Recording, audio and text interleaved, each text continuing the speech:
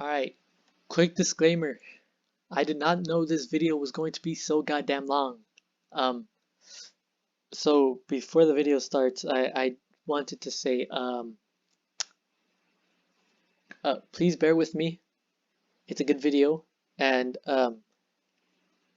probably there's if you guys don't want to hear the whole coding tutorial thing, because trust me, it was a long, like a good 30 minutes of this video is just the tutorial part.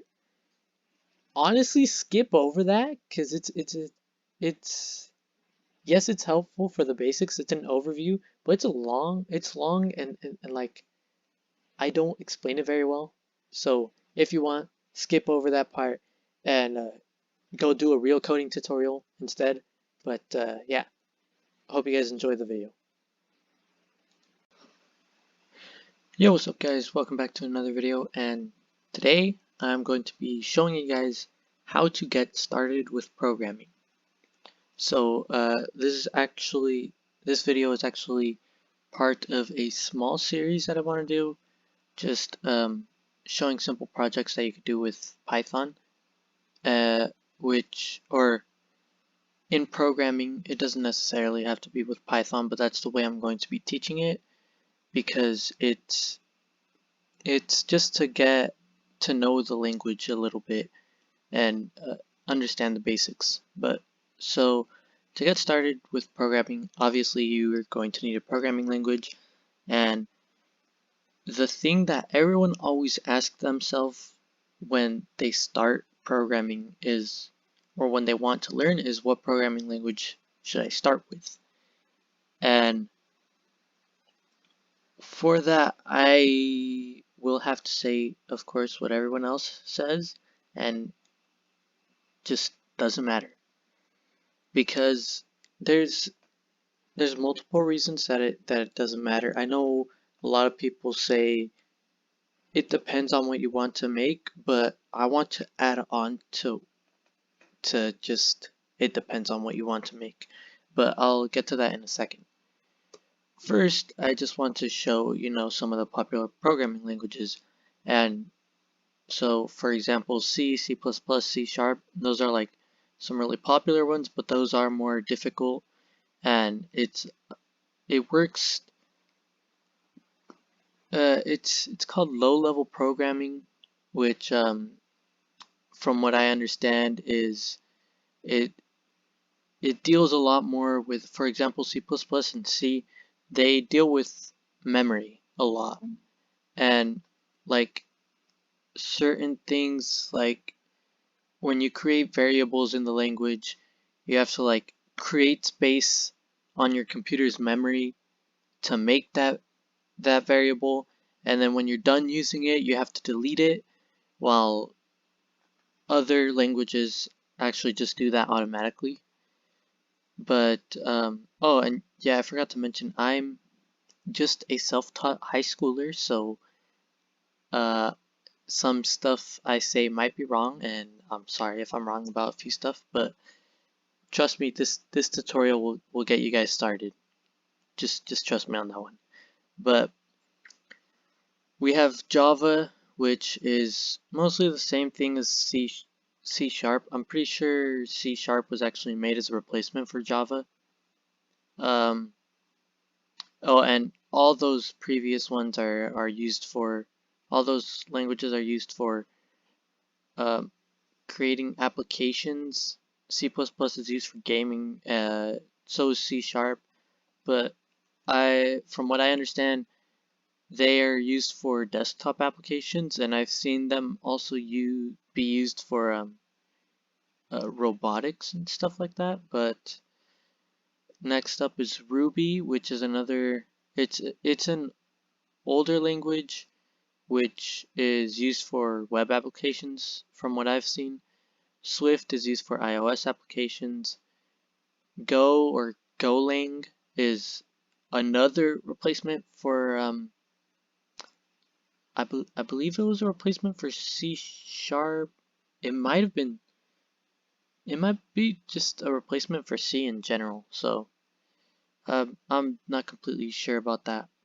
but R is generally used for data science, PHP is some more web development, and Kotlin is used for Android applications.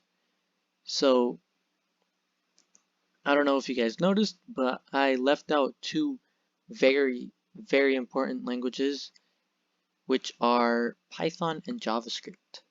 So when it comes to programming, a lot of people say you have to start with Python or JavaScript.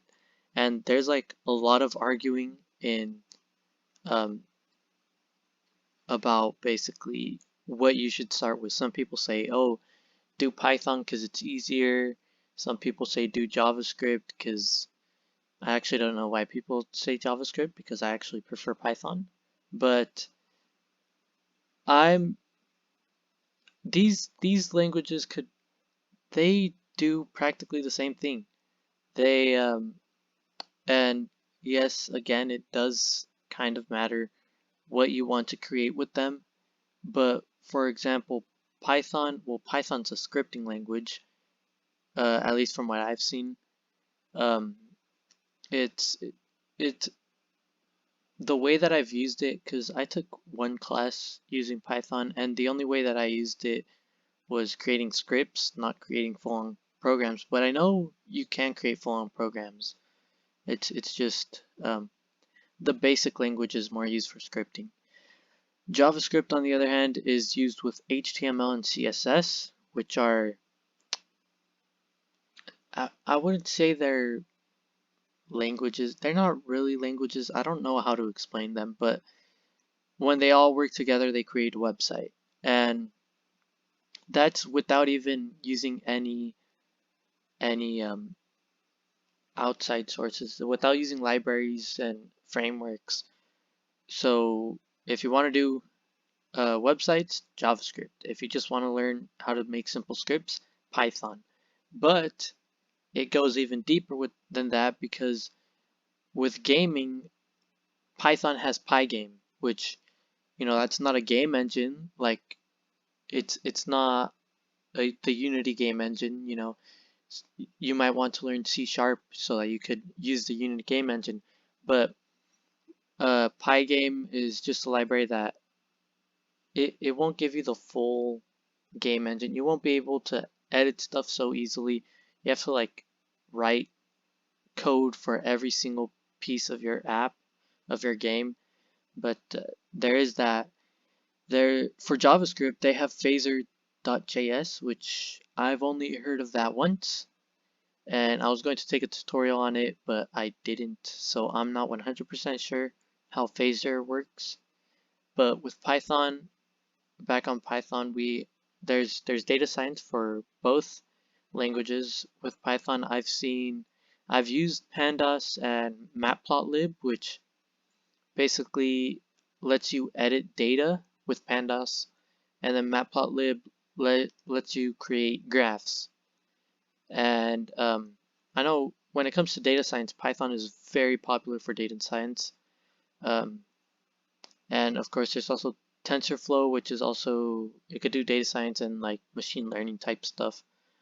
JavaScript also has TensorFlow. It's called TensorFlow.js. I don't know what the .js thing is, honestly. I'm not too knowledgeable on JavaScript, but that is another thing that you could use for data science on JavaScript. Then when it comes to web development, Python could create back-end web applications, which basically just means working with, uh, I guess, working with APIs and databases. That's what I understand back-end as. It's kind of confusing. Honestly, you should probably watch a video on that if you want to do web development. But with Python, there's Flask and Django, which are I honestly don't know too much about web dev, so I can't say too much about it. But what I can say is JavaScript is most likely the go-to language for web development, because there's also more frameworks that you could use with JavaScript. For example, front end, which is basically all like everything that's displayed on your screen, all that you see. Um, you could use React.js and Vue.js, which are very popular frameworks for, I guess it's styling, I guess. I don't understand how front end works too well. Uh, Web dev, it's not my thing. But then in the back end, you have Node.js, which is um, also, I believe, more popular than Flask and Django with Python. So those are some options that you could take for doing different things with Python and JavaScript. But now I want to show you guys what you could do with programming, um, or at least how to start programming. There's basic concepts that work in every single language that you should probably learn. But so before I start showing you guys the basics on Python and JavaScript, I want to show you guys this website, which is trinket.io. On this website, you could just code simple stuff. Um, it's just a website and it works. Just type in your code, run it, and it'll show up right here. It's very simple. If you guys don't actually have an IDE yet, or if you guys don't know how to edit code, you guys could use this trinket.io. It's very good for Python, and then it does web. I don't know what it's called exactly, but HTML, CSS, and JavaScript.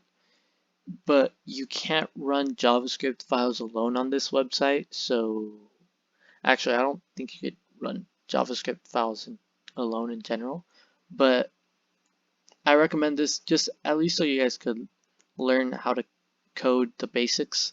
I would recommend Python for this tutorial. But if you guys want to try doing it all in JavaScript, then go ahead. But again, I don't know where exactly to do that. All right, so right here I have my code editor opened up to Python and JavaScript because I want to show you guys there's some things that are possible in uh, JavaScript that aren't possible in Python because they are different languages. And there's some stuff that I understand a little bit more in Python that I'm not sure if they exist in JavaScript.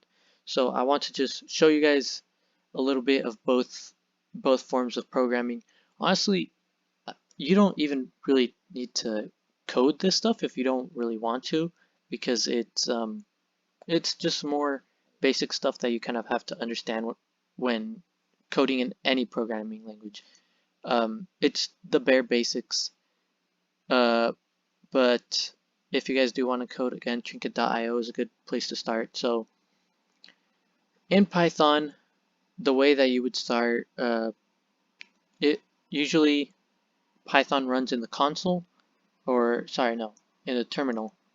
And so what we could do here, you use the word print to, it's what's known as a function. The print function you could use to print stuff out onto the terminal. And these brackets or parentheses are used to indicate that it's a function. But then in here, we could write what's known as a string. A string is anything in any programming language. A string is something in between two, it could be two apostrophes. You could use apostrophes, and then you could also do the quotes. So right here, if we just do hello world, if we were to run this, right here, it just prints out right there. So it's really just that simple when it comes to Python. And then JavaScript, I'm not 100% sure about this, but I know you could write to the console with console.log, console being, not sure how this works in JavaScript, but I do know the dot means that log is something. I'm not even going to try to explain it. Console.log is something that you could use. Sorry for maybe confusing some people, but you could do the same thing, and it will do the exact same thing. Problem is, I don't know how to run JavaScript files alone without HTML, so I'm just gonna leave it at that. And then semicolon. I've seen that it's not actually needed. Uh, Sometimes it's not actually needed, sometimes it is needed, but for now I'm just going to leave it in just in case. But so basically this is, the simple stuff. This is basics to just write stuff in. But what we want to learn is how to create a variable. Alright, so variables, I will get to what exactly they do in a second, but to declare a variable in Python, you just decide on a name and the value of the variable. So basically a variable is a piece of data that you could reuse in your code.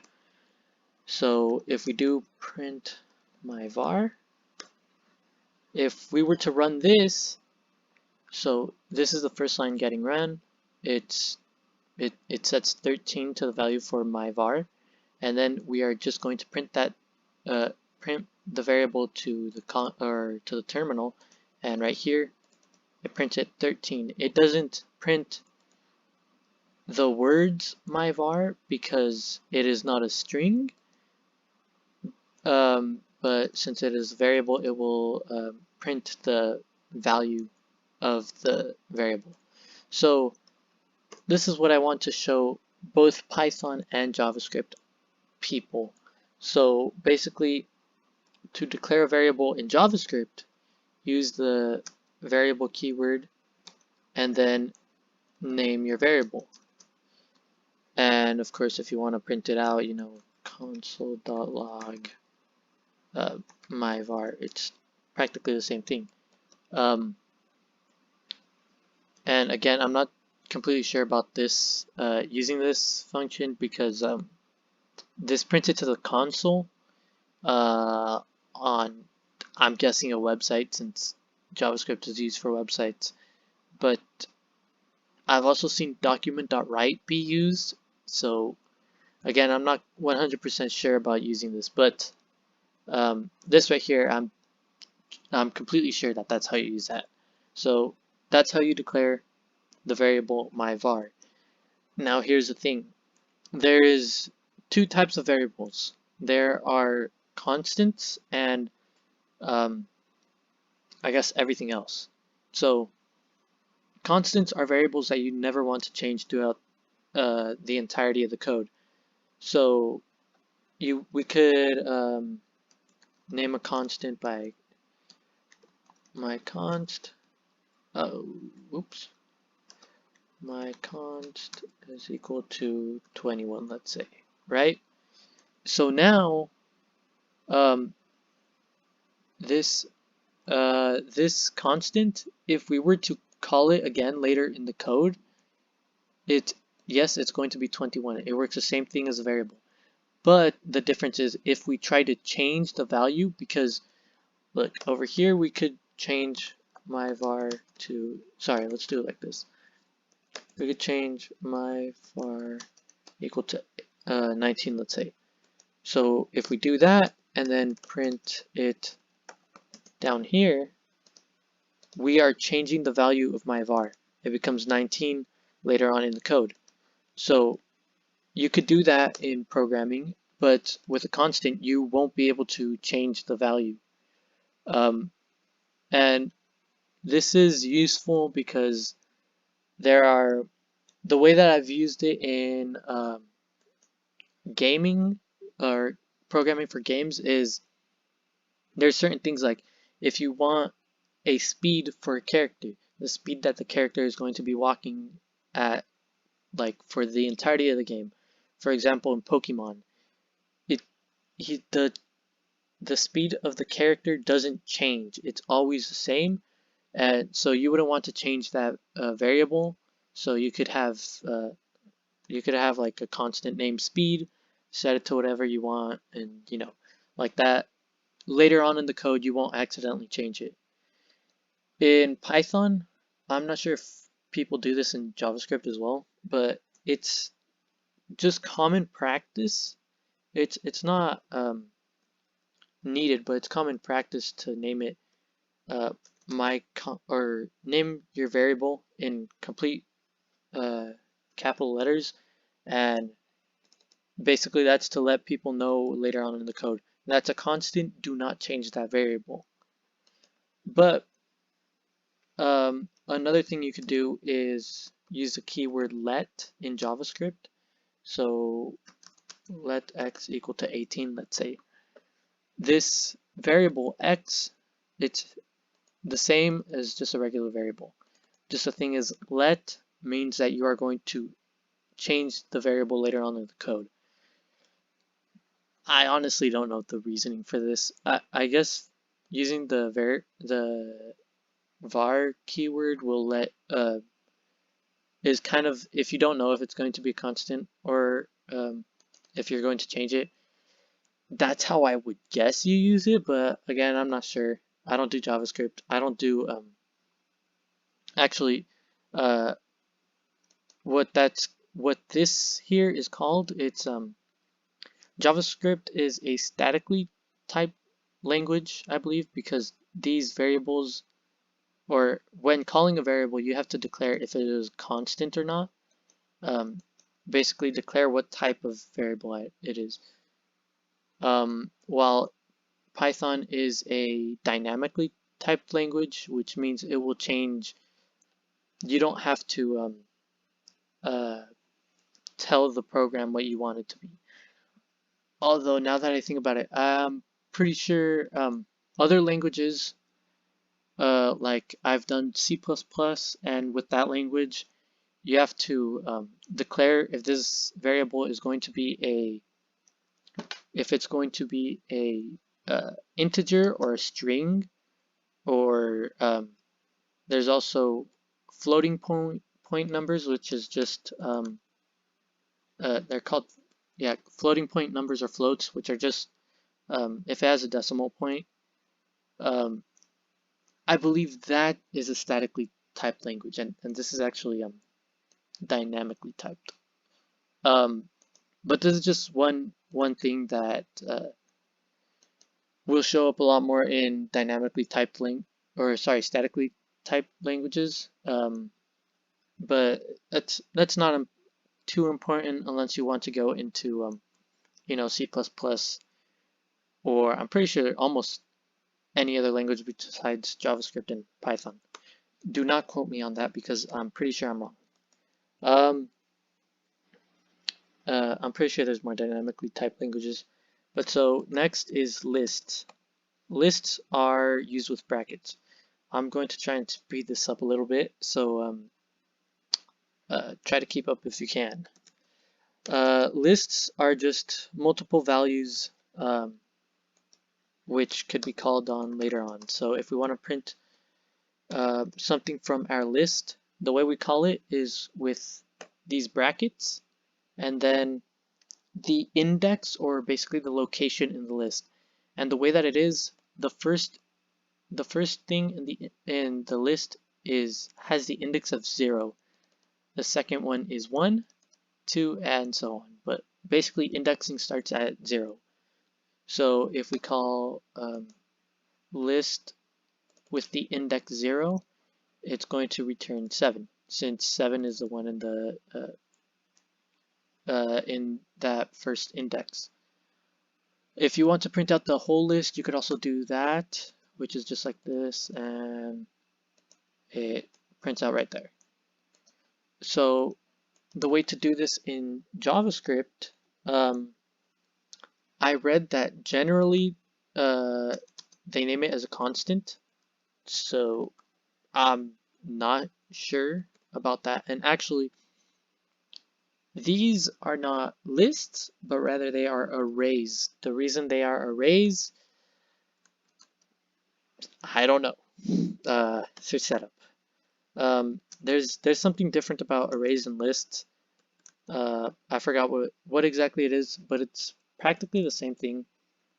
So for anything for an array, again, it's practically the same thing. my array, and then you call the index. Again, I'm not going to run this because I don't know how to run. Wait. I do not know how to run a. Did I do that? Oh, I did that wrong. I don't know how to run a JavaScript file.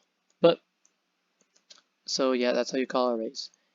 So then you could change values in lists and arrays. In Python, my list, we're calling the index of 0, and we're going to change it to 10. And if we print it out now, we could see right here, it changes from 7 to 10. And basically over here in JavaScript, you could do, I believe it's the same thing. My array 0 is equal to 10. Now back to Python, you could also add things to the end of the list by using a function, or sorry, a method called append. So basically, a method is like a function of something else.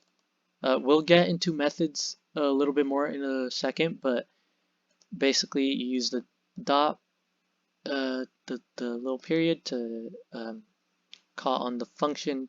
Methods are basically functions of something else. So I guess that's what log is. I guess it's a method, but I'm not sure. But yeah, you could add values to the end of the list. So right here, if we do append 18 and print my list again, right here we could see 18 was added to the end of the list. So yeah, you could change things just with a simple equal sign, and append is for adding things to the end. So when it comes to JavaScript, to append, or rather to add to the end of an array, I don't know if it's still considered appending to the array, but you just call the next index and set it to whatever you want. So 18, there we go. And this will do the same thing as .append in Python. Again, not 100% sure because I am not a JavaScript developer. So we have all that. That is everything about lists and arrays. So next up is dictionaries and objects. So in Python, they are referred to as dictionaries. And basically, you use these curly brackets, and you could do things like the way this would be used is to have multiple key value pairs. That's what they're referred to as. So for example, brand is equal to Ford. Let's say I took this from a website, so it's just like, yeah, there's different things to a car, and here we have it. Brand is Ford, the model Mustang. I actually do not know anything about cars, so don't. I'm not sure about anything that I'm typing down right now, but 1964. That's what it said on the website. So yeah, brand Ford, model Mustang, right? So basically what you do, if we were to print out my dictionary, it would show practically, sorry, I want a new clean terminal. Yeah, there we go. Okay, so it'll just print out the entire dictionary, which I don't know how useful that is, but instead of calling an index, we call the key. The first one is a key, the second one is a value. So let's look for the dictionary's brand. So if we were to run this, we will get the value to brand, which is Ford. Now in JavaScript, these are known as objects, and apparently it's common to have it as a constant. So my object is equal to, It's the same thing with curly braces, but I believe in here you have to have a string in Python. I'm again not 100% sure. You could I know you could have uh what are they called? You could have uh integers. That's what it is. You could have integers as well, but you can't have plain words like, you know, outside of a string because that's a variable. But in JavaScript, you are supposed to do it with just like a variable. So brand is Ford, model is Mustang, and year is 1964. So basically that's the same thing, and you would also do the same thing. Console dot log my object brand. So then here's where it gets interesting. Um, you could call those variables inside of the object as, okay, my object. You could call them as with the dot. So you could call it dot brand, and that will basically print out the same thing as this, which is really interesting. And what's even more interesting is you could have functions. All right, I will get to functions later on in this tutorial. Um, but real quick, you guys could come back and rewatch this. But basically, I'm just creating a function right here. You could use the keyword this to call this is just all more complicated. Honestly, watch this video up until the functions and classes, and you will understand this. But basically, you could do this. Again, I will explain this in more detail later on. But you could create a function where when we call this, it's going to return this brand and the model, as well as that separating it. So practically it's going to return Ford, the space, which is added right here. These plus signs will add, it could add two strings together. So basically we're adding the string of Ford and the string of a space, and then finally the string of the model, so Mustang. This is, sorry, let me comment this out. This is practically what it does. Oh yeah, and quick note, comments are things that don't affect your code. Over here you could do like this with pound sign. Right here you do it with a double forward slash, I believe. But yeah, again, I'll get into this whole functions thing more in a second, but that is basically all on dictionaries and objects. So next is conditional statement. So if, let's first, my var is equal to 13. So what we could do, we could use the keyword if to check if my var is equal to 13. Now here's where it gets interesting. We use this colon mark to basically, oh, sorry. If my var is equal to 13, to do that, to compare it, we need two equal symbols. So if my var equal 13, we use the colon mark to start to create something down here. So if this is true, it will do what is in here. So we will print it is 13. And now if we bring it, you can see there was a tab right here. So right here, there's also a tab. If we keep writing code right here, it's only going to run if my var is equal to 13. If we go back down, any code that we write right here is going to run after the if statement. So we could also add else, which means if it is not 13, it is not 13. It will run that, basically. So if we run it, you could see since my var is equal to 13, prints out it is 13. Now let's say it was 14. It is not 13. That's what prints out because of the else statement.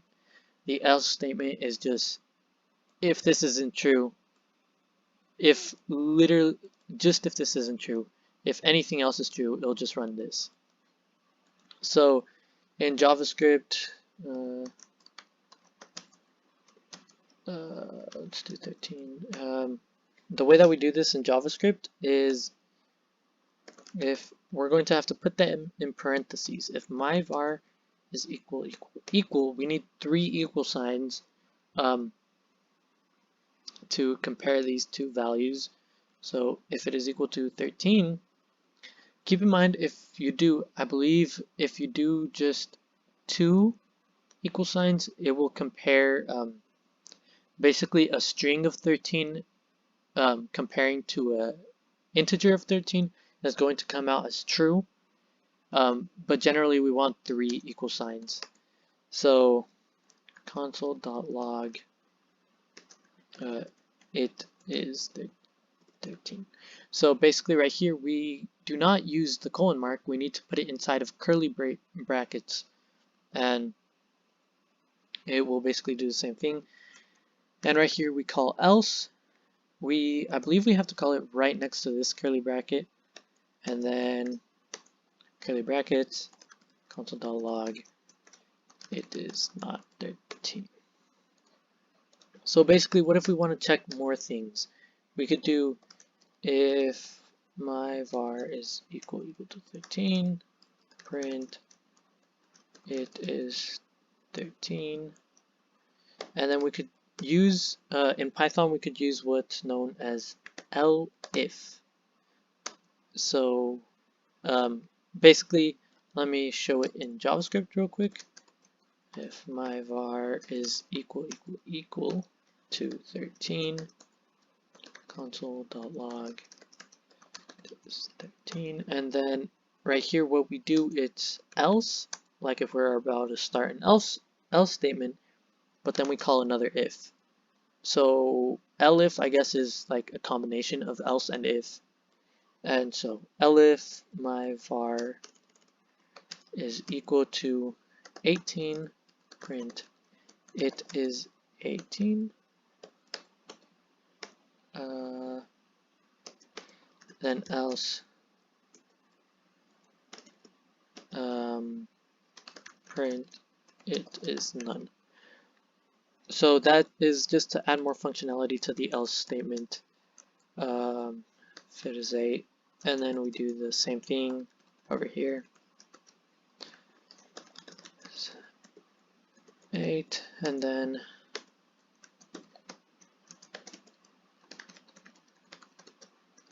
it is none. So there we go. So that's basically how we do that, and basically we could use else statements because we could bring things in from other basically in a program there's multiple things that are happening. The user might change stuff and you might want to check you know, if the variable was changed in the code. But so yeah, I recommend you guys to mess around with this because messing around with it will very much help keep it in your head. But yeah, actually something to note, I don't know how to do this in JavaScript, but in Python, if you do if true, basically, I forgot to explain that too. There are also keywords true, false, and none. In JavaScript, it's true, false. It's null in JavaScript, and in Python they have to be capitalized. Basically, these are known as booleans. They are basically when when you're checking if something is true, well, you're checking if it is true. If it is true, it will give this value, and then it will continue running. If an if statement receives false, then it's not going to run. It's the same thing in every language. And then none is basically for none. But yeah, so what I was going to show, so basically right here, if true, that means it's always going to run. No matter what, it will run. But we do if true, pass. That keyword will make it so that the if statement will do nothing.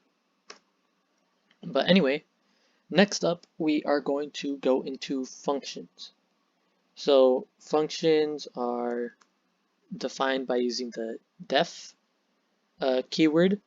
So def my function, and we need these parentheses to indicate that it is a function. And again, we are going to use a colon mark to go down and do whatever we want to do. Basically, a function is a piece of reusable code, and it will give us something in return. What it gives us is known as the return value, and to give us a return value, we use a keyword return. And basically, to run this, we have to do, I believe if we run it alone, I'm not sure if it works alone. Yeah, so see, nothing happens right here because we are returning this string, but we are not doing anything with that string. So if we want to print out what is returned from the function, we do print my function, because we are printing the return value. So now if we were to run it, it will return this works. In JavaScript, we use the function keyword, my function.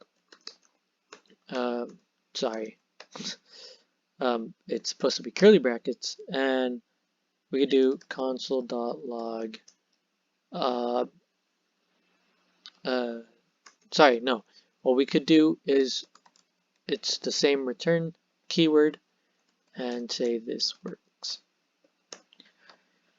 So this is basically the same thing as in Python. We have to do console.log. My fun. I apparently forgot to see.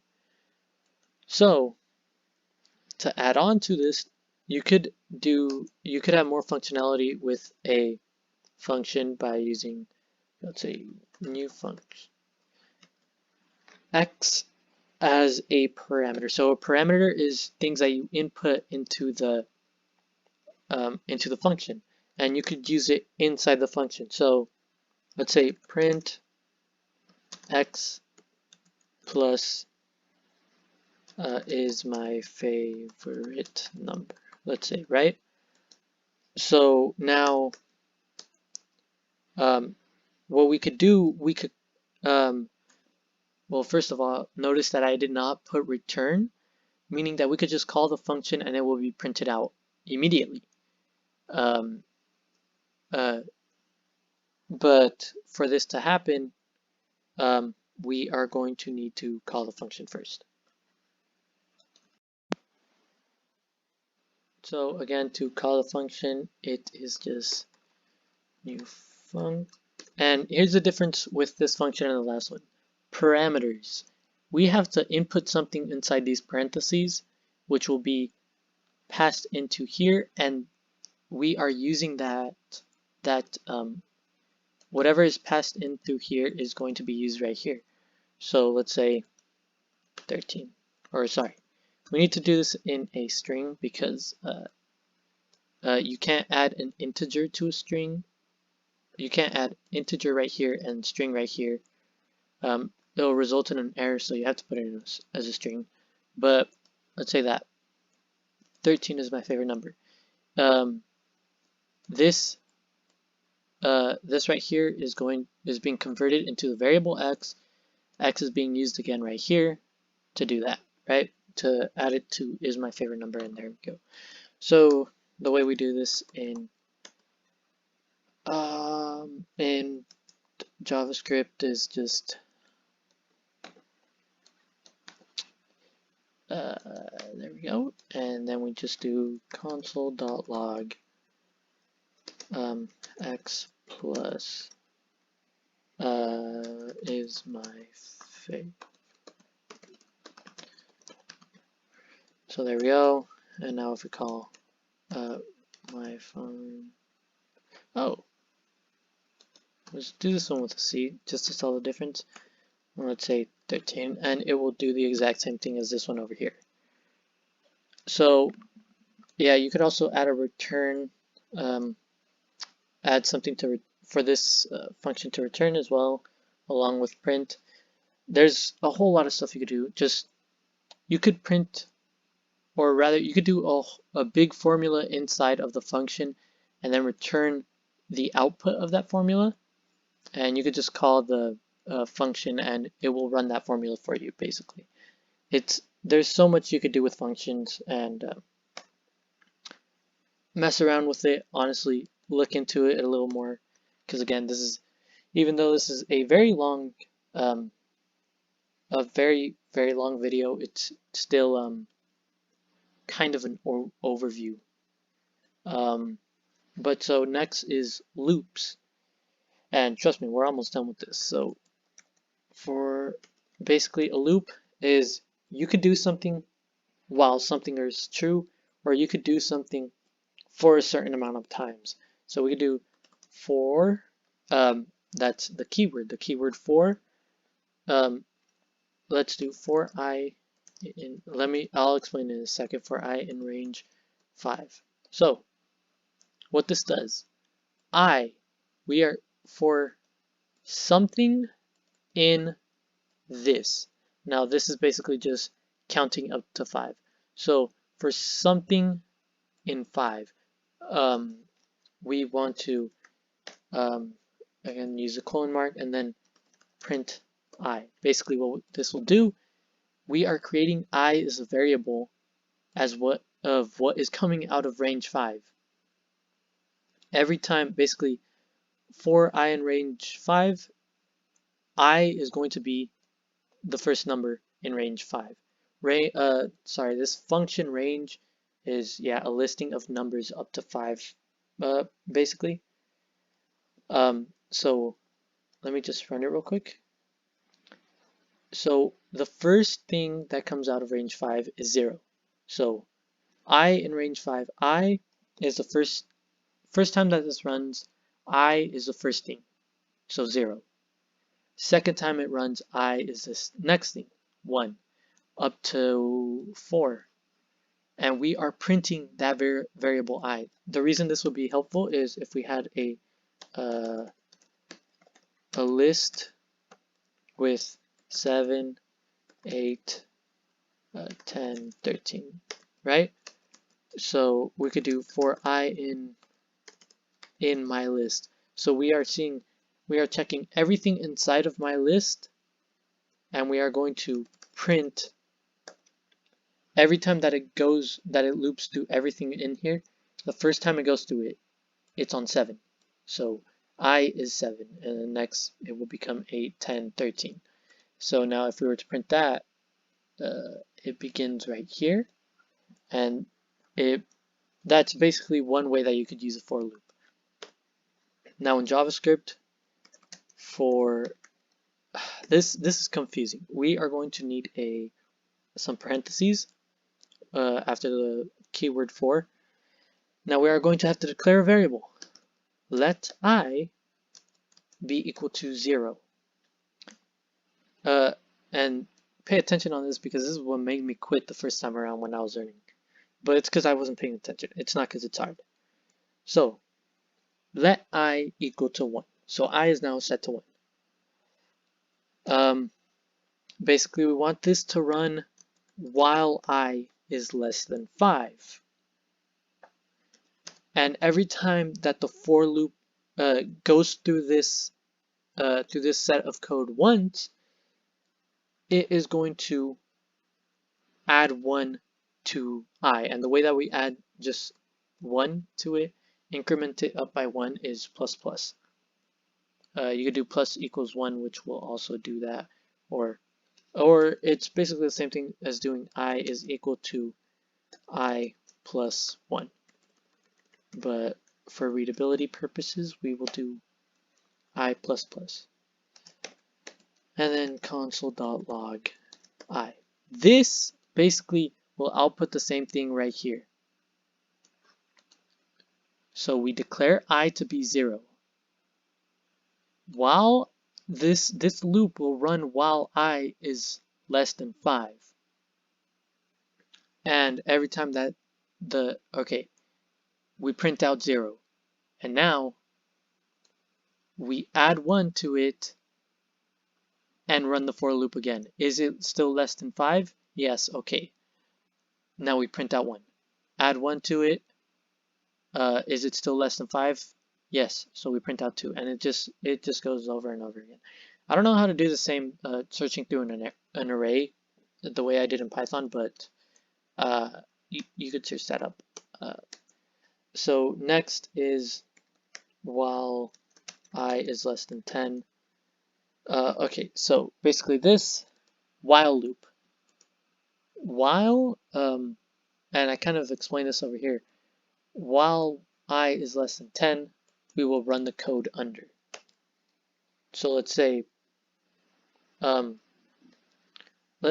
this is basically, when we want to use this is, the user, let's say the user is looking through the website and a website that says, oh, you can only use this website 5 times for free. So when the user uses the website, it will be it will add 1 to the variable of uses of this website. So there we go. User has used it once, but it could still run again because I is still less than, or yeah, let's say I is still less than 5 is the amount of times that we want to let them use the website. And basically it will always run while their usage is below that time. But basically, you could also kind of make this into a for loop by doing, well, we could print I, or rather to do this, we are going to actually have to set I equal to whatever. Let's say 5. What's interesting, yeah, right here we could start it at 5 and then I plus equals 1. Plus equals 1 is the same thing as I plus 1. So it will just add 1 to the value. So if we run this, it will print, what did I do wrong? I just run that one more time. Okay, there we go. I is equal to 1. So while I is less than, or sorry, I is equal to 5, while I is less than 10, is it less than 10? Yes. So we print it out, 5. And right here we're just adding 1 to it, and it's still running because it's still less than 10 until it gets there. So yeah, that's how a while loop works. And then the way we do that here is the same. While it's practically the same thing, just in parentheses and then console.log I and then I plus plus. I do want to say the way that we did the for loop right here is actually how a for loop is done in many other languages. I've only actually coded in 3 languages, so I only know the C languages also do it like this, but that's something to know. And just as I showed how pass is a keyword for the if statements, for loops we could do, okay, while true, break will break out of the while loop. So we could do constantly checking something and also have an if statement inside, and if something is met, we could break out of the while loop. But yeah, they're not too difficult once you get to understand them. Now, This is the last thing I'm going to teach. This is very complicated, but I'm going to simplify it a lot. Object-oriented programming is a form of programming that uses classes. So I will show you guys what a class is. We use the name class and then we name it my class. And we start it like this, right? And again, I'll actually do the JavaScript part of this alongside it at the same time. My class, we do curly brackets. So what we want to do next is we want to basically a class is going to have variables inside of it that um, uh, it's so much. Let's say just I want to simplify this so much. To start a class, and again I'll explain a little more as we go. We use this init method. It always has to be called init. So init is these underscores before and after are used to say that this is a special type of function. This initiates the class. So when the class is initiated, and also self is a variable to which is always the first variable. The first variable, it doesn't do much except for the fact that, okay, down here, um sorry, it's uh okay, so I began to try to teach classes and object-oriented programming, but I realized that this is going to need an entirely separate video on its own. But this is basically all that there is to. These are the basics of programming. Obviously, I just went on an overview of it, so I seriously recommend you guys go take a course online because there's so much more that you could learn with this. And again, I just went through a quick overview. I didn't show everything. And the thing is, if I just wanted to do an overview because understanding the basics before learning them, just seeing them, how it works kind of, and then learning them, you're going to be able to understand it a lot more when you go on to learn them through a real full tutorial. So that's the only reason that I wanted to show these things in, even though this is a very long video, in a quick overview sort of way. So before I finish off this video, I want to say, give some tips on going on beyond the just the basics of programming. So what I would recommend, uh, first of all, these are unordered. First, I want to mention object-oriented programming because object-oriented programming is a big thing. I think I might actually do a tutorial on it because I honestly started to love object-oriented programming and it's really interesting. It but you guys should learn that. Take a tutorial on that. But anyway, GitHub. That is a website where you could basically share your code. You guys should watch a video on GitHub explaining what it is. But basically, you could collaborate with other people to edit code, and it's really nice. And you could upload projects on there, and it will look good on a resume. I believe people check. That's where all public projects are at. So in a resume, you would want to add in your GitHub so that they could look at your projects or link a project that's on your GitHub, basically. Um, Again, I'm in high school, so I don't know this too well. Watch a real video on that. But data structures and algorithms, Very interesting, very difficult. Actually, a lot of people think they're very boring. Um, but it's sort of more, I would say, theoretical stuff to computer science that you could still kind of implement in code. You could do it in code, and basically, uh, when you go for an interview, they're going to ask you a question about data structures and algorithms. Um, and I don't know why. I'm pretty damn sure that's a very pointless way on evaluating someone's skills. Um, but it is a thing that they do, data structures and algorithms. Again, search up a video on that. There's a YouTuber, I believe his name is Trend Black. He's he made a great video on data structures and algorithms, kind of an overview about them. That's kind of what inspired me to make this overview type video. But yeah, it's very important that you guys learn this if you want a job. Um, but next up, Linux terminal. Everyone uses Linux for some reason.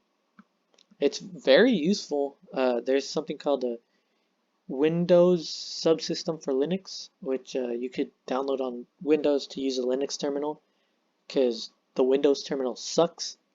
But I heard from someone who's kind of helping me out with programming. He said learning a Linux terminal is important, so it honestly it's really cool. I like Linux terminals. That doesn't mean use Linux OS, just learn the terminal. Like it's really nice. Um, but next up is IDEs, which are integrated development environments, something like that. I don't know. It's basically code editors with extra tools to help you. That's what I was using right now. I know on Trinket it doesn't show you like autocomplete stuff, but basically that's what IDEs do, and they have a lot more other stuff. You could download packages, um, from GitHub, I guess, or something. I don't know exactly how that works, but it's very helpful. Honestly, it's really nice. Um, Visual Studio Code, I believe. I believe it's Visual Studio Code, which is the one that is on Windows, Mac, and Linux, which is a good way to get started. Um, but yeah, and then uh, yeah, it's most of them are paid for, but that one's pretty good. Then there's object-oriented programming. Again, you should probably learn it. And finally, and most importantly, create your own projects, because it's as a programmer you can't just copy what someone else is doing, because you're not going to learn at all in that way. I've seen, well, that happens to me. Many other people talk about it. You have to learn to figure things out on your own as well. Um, but yeah, that's just the basic stuff. Honestly, I would really recommend still going on a tutorial. And so I quickly went back to add in Solo Learn, Codecademy, and YouTube. Okay, so Solo Learn is a great place to learn how to code. It's free, or you could do Codecademy, which is paid for Python, but I do believe it is better. Um, you don't, I believe it's $200, $240, but you can get it for $120 on, if they have a 50% discount, which happens a lot of the time, honestly. I think at the end of the month. I don't know, but Solo Learn, you will probably want to go to if you want to learn Python. But Codecademy has JavaScript for free. That's actually where I learned console.log, which is also why I'm not 100% sure if that's the right thing to use, console.log. But anyway, um, Python is paid for though, so that sucks. But if you do pay, there are these interesting things called uh, career paths and skill paths, which will teach you specifically so that you know there's web development, data science, and other stuff like that. It's honestly really good. I'm not sponsored by them. I wish I was because, but like, it's really good. I paid for it. It's very nice. But then YouTube. I just gotta warn you guys. Like, yes, um, Tech YouTube is awesome. Um, Joma Tech is a great YouTuber. That guy's great. I would argue I might become a good tech YouTuber one day, but there's also, I guess, I don't know that much. Trent Black is another great YouTube. He doesn't make videos anymore, but he has old videos exposing Joe Tech back in the day because he wasn't as good, and he also exposed the tech lead. I would stay away from that. I'm not sure. I haven't watched him too much, but it's weird. And also, if you're going to watch tech YouTube, stay away from those people who are always like, "Oh, the rest of the internet tells you you have to do it like this, but this is the only way. This is the thing that no one ever tells you." Like those coding gurus or whatever, they're terrible, dude. Terrible. Don't even listen to them.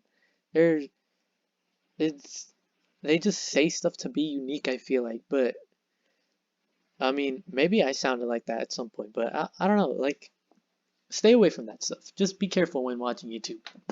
Joe Matek is a really great YouTuber though. He does mostly skits, but I mean, great YouTuber. But yeah, that's kind of all I have to say about the basics. I know this is a lot for basics, but yeah, start learning with solo learn. Um, I hope you guys could learn to program.